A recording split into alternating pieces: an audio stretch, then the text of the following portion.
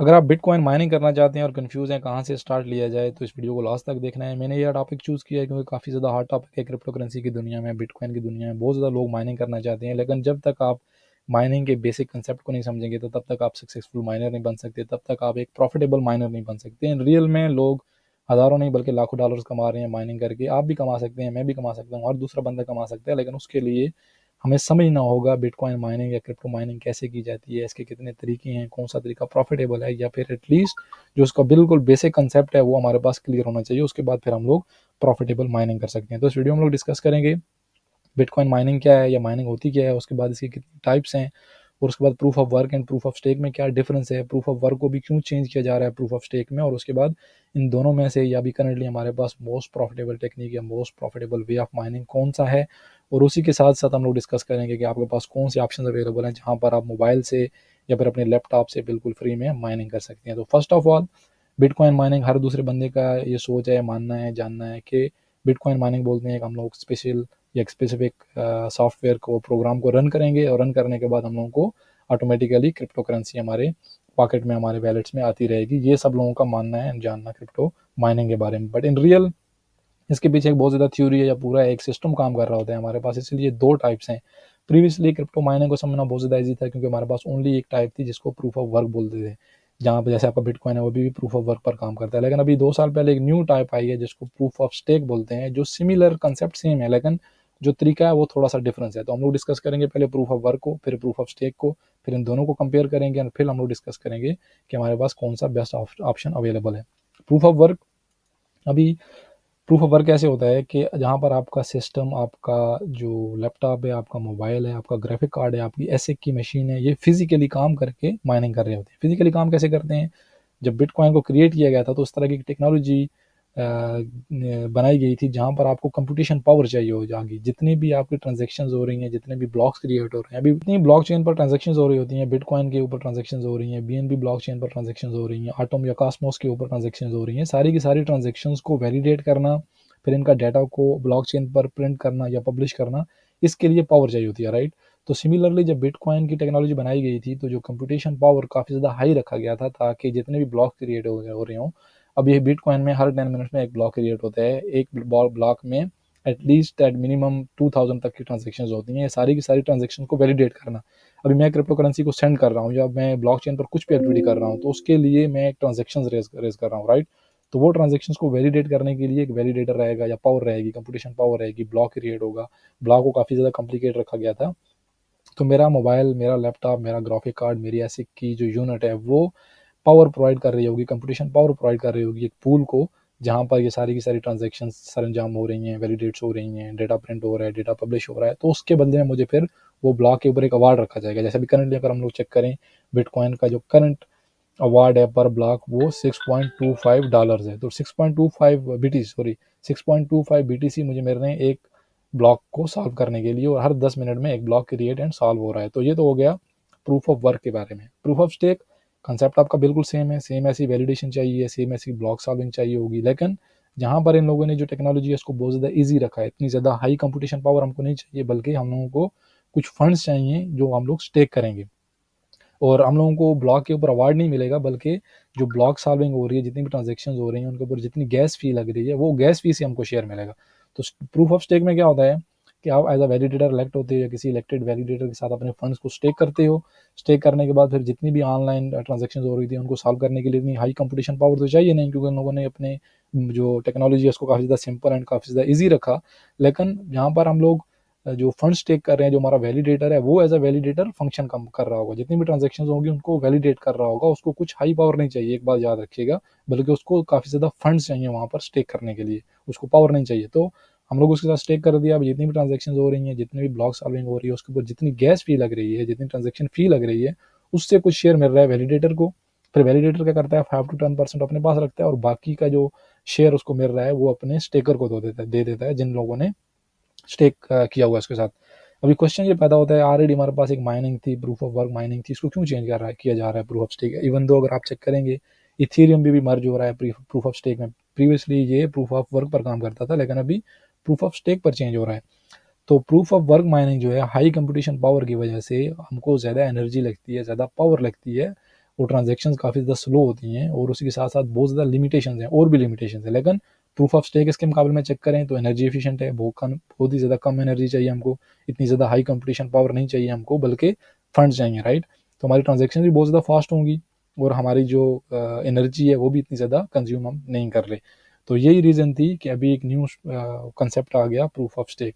बहुत ज़्यादा लोगों की समझ है या मानना है कि प्रूफ ऑफ वर्क में अभी कुछ फ़ायदा नहीं रहा क्योंकि बिटकॉइन हाल्विंग हो रही है, रिवार्ड कम हो रहे हैं, तो इसलिए अभी प्रूफ ऑफ स्टेक आ रहा है। इन रियल में ऐसा नहीं है।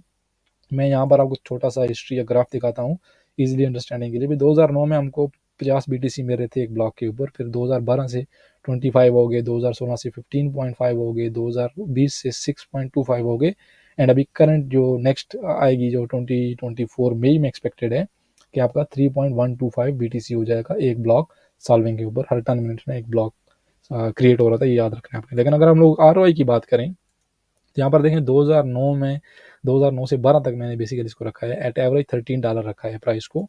तो आपको एक ब्लॉक सॉल्व करने के ऊपर $250 प्रॉफिट आ रहा था। लेकिन 2012 से अगर 2016 तक देखें तो मैंने एवरेज ओनली $100 रखा है, इससे ज़्यादा भी थी बट एवरेज हम लोग प्राइस रखी है यहाँ पर। तो आपको एक ब्लॉक सॉल्व करने के ऊपर $2500 मिल रहे थे। 2016 में बिटकॉइन की जो एवरेज प्राइस थी $450 थी और आपको $5625 मिल रहे थे एवरेज एक ब्लॉक सॉल्व के ऊपर। और यहाँ पर देखें हम लोग, हमारी जो ROI होती है, हमारा जो प्रॉफिट होता है, हम लोग हमेशा उसको फियात में या फिर डॉलर्स में चेक करते हैं, बिटकॉइन के साथ हम उसको चेक नहीं करते। तो यहाँ पर अभी देखें 2020 में एट एवरेज 8500 मैंने रखी है, क्योंकि 2016 से 2020 तक जो एवरेज प्राइस थी नियरली 8500 थी। तो यहाँ पर देखें तो $53,125 आपको एक ब्लॉक के ऊपर मिल रहा था। और अभी 2024 तक अभी आप लोग करंट बात कर रहे हैं, करंट देखें बिटकॉइन 35-37 में एवरेज था, लेकिन फिर भी मैंने इसको 30 पर एवरेज रखा। तो आपको $93,750 मिल रहे थे एक ब्लॉक को सॉल्व करने के लिए। सिमिलरली अगर हम लोग नेक्स्ट चेक करें कि 2000 नेक्स्ट बुल रन के बाद और उसके बाद 2028 तक अगर हम लोग 80,000 इसको एवरेज चेक करें, 80,000 नहीं भी करें, अगर हम लोग इसको ओनली लेट्स से 70,000 भी करें, तो फिर भी आपको $1,25,000 मिल रहे हैं एक ब्लॉक को सॉल्व करने के लिए। तो इन रियल में आपकी जो ROI है वो बिल्कुल बढ़ रही है, कम नहीं हो रही। ओनली आपका जो ब्लॉक्स हैं या ब्लॉक्स के ऊपर जो अवार्ड है वो कम हो रहा है, बट आपकी जो ROI है, जो मनी है, जो पैसे हैं, वो इंक्रीज ही हो रहा है, कम नहीं हो रहा है। यहाँ पर आपको ग्राफ की सूरत में भी नज़र आ सकता है कि 2009 में कैसी थी ROI। ये वाली जो कलर है हमारी ROI को इंडिकेट कर रहा है। तो यहाँ पर देखें हर हाल्विंग के बाद हमारी जो ROI थी काफ़ी ज़्यादा बढ़ रही थी। तो बेसिकली ये नहीं है रीज़न कि क्यों हम लोग चेंज कर रहे हैं। रीज़न यही है कि प्रूफ ऑफ वर्क माइनिंग काफ़ी ज़्यादा हार्ड है, काफ़ी ज़्यादा कंपटीशन पावर चाहिए, काफ़ी ज़्यादा स्लो है। और अभी जो प्रूफ ऑफ स्टेक है काफ़ी ज़्यादा फास्ट है, काफ़ी ज़्यादा चीप है और उसके साथ साथ काफ़ी ज़्यादा कन्वीनियंट है, एनर्जी एफिशिएंट भी है।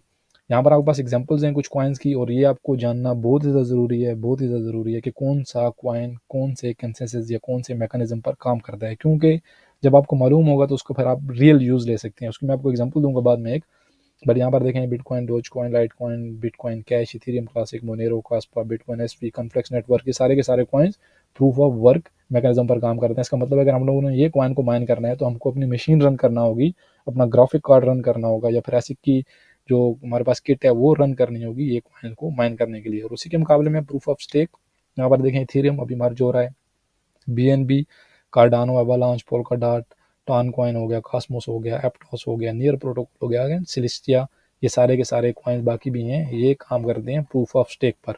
अभी अंडरस्टैंड करना क्यों बहुत ज़्यादा ज़रूरी था। अभी मुझे अगर मालूम होता है कि कॉस्मोस का नेटवर्क प्रूफ ऑफ स्टेक पर काम करता है, तो मैंने एटम को, ये कॉइन को बाय करके इसकी जो इकोसिस्टम है वहाँ पर स्टेक करके काफ़ी ज़्यादा माइनिंग कर ली होती, काफ़ी ज़्यादा एयर ड्राफ्ट में ऐसा ले लिया होता, काफ़ी ज़्यादा फ्री कॉइन्स अर्न कर लिए होते।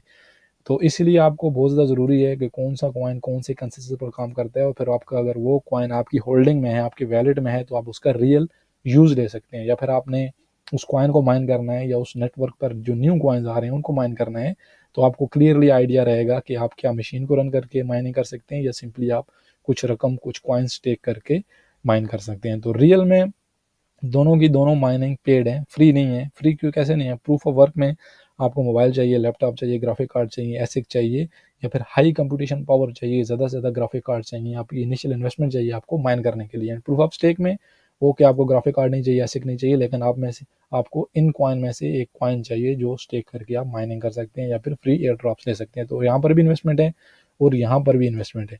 अभी आपका लास्ट क्वेश्चन है कि कौन सा तरीके से आप मैक्सिमम अर्निंग कर सकते हैं। तो देखें प्रूफ ऑफ वर्क, जिन लोगों के पास ऑलरेडी सिस्टम्स थे, जिन लोगों के पास ऑलरेडी ग्राफिक कार्ड्स थे, मोबाइल्स के फॉर्म्स वगैरह बनाए हुए थे उन लोगों ने पूरे, तो ऑफ कोर्स वो लोग एकदम से इस तरीके को नहीं छोड़ सकते, तो वो लोग सेम तरीका कंटिन्यू करेंगे, प्रूफ ऑफ वर्क की माइनिंग करेंगे, और उन लोगों को प्रॉफिट भी होगा। ऐसा नहीं है कि प्रूफ ऑफ वर्क में प्रॉफिट नहीं, यहाँ पर हम लोगों ने ऑलरेडी डिस्कस कर लिया और आप लोग ऑलरेडी रियलाइज़ कर लिया कि रियल में आपका जो प्रॉफिट है वो दिन ब दिन ज़्यादा हो रहा है, बल्कि कम नहीं हो रहा। तो यहाँ पर हम लोगों ने बिटकॉइन की हाल्विंग को नहीं देखना, बल्कि हाल्विंग का जो बेसिक कंसेप्ट था वो माइनिंग को कम करना नहीं था, बल्कि इसकी डिमांड एंड सप्लाई को मेंटेन करना, डिमांड को बढ़ाना और सप्लाई को कम करना, इस कंसेप्ट पर इसको, ये जो टेक्नोलॉजी इसको क्रिएट किया गया था। तो मेरे ख्याल से एक जीनियस माइंड ऐसा कर सकता है, जिसको बॉर्न जीनियस बोलते हैं ना, वही बंदा इस तरह की सोच रख सकता है। तो काफ़ी ज़्यादा मतलब कि प्लान एंड बहुत स्ट्रेटेजिक, वेल प्लान एक तरीका था। तो एनीवेज, अगर आप माइनिंग स्टार्ट करना चाहते हैं तो मेरे ख्याल से आप ज़्यादा से ज़्यादा प्रूफ ऑफ स्टेक में हिस्सा लें। उसकी रीज़न क्या है कि आपको कुछ बड़े बड़े लैपटॉप्स, ग्राफिक कार्ड्स, ऐसी मशीन बाई करने की ज़रूरत नहीं है, बल्कि आपको एक कॉइन बाई करना होगा और उसके बाद आपको स्टेक करना होगा, और उसके बाद फिर आप फ्री में माइनिंग कर सकते हैं। आप एक वैलिडेटर बन सकते हैं। अगर आप इसको स्टडी करेंगे थोड़ा फ्यूचर में, तो आप, अगर आपके पास इतने फंड्स हो गए तो आप एक वैलिडेटर बन सकते हैं। वैलिडेटर में क्या होगा कि अगर आपके साथ लोगों ने मिलियंस ऑफ डॉलर्स वहाँ पर स्टेक कर दिए, तो पूरे के पूरे मिलियंस ऑफ डॉलर्स से आपको 5 या फिर 10% प्रॉफिट आएगा, जो कि आप बिलीव मी कि आप मिलियंस ऑफ डॉलर्स कमा सकते हैं रियल में प्रूफ ऑफ स्टेक में। एंड सेकेंडली, अभी प्रूफ ऑफ वर्क में कुछ मशीन बाय करने की जरूरत नहीं है, बल्कि आप कॉइन्स बाय कर लें। एक तो दिन ब दिन कॉइन की प्राइस बढ़ेगी और उसके साथ साथ आपको फ्री में माइनिंग भी होगी। हम लोग एक सेपरेट वीडियो बनाएंगे specially proof of stake mining के ऊपर और अवेलेबल ऑप्शंस के ऊपर, लेकिन यहाँ पर मैंने आपको समझा दिया है कि आप प्रूफ ऑफ स्टेक को ज़्यादा स्टडी करें, ये एक प्रॉफिटेबल या फ्यूचर की माइनिंग की स्ट्रेटजी यही रहेगी। अभी लास्ट में हम लोग बात करेंगे कि हमारे पास कौन कौन से ऑप्शंस अवेलेबल हैं। इन रियल में आपके पास बहुत सी एप्लीकेशंस हैं, बहुत से तरीके हैं जहाँ पर आप क्रिप्टो को माइन कर सकते हैं, लेकिन एक चीज़ को आप अंडरस्टैंड करना है कि वो फ्री माइनिंग नहीं है।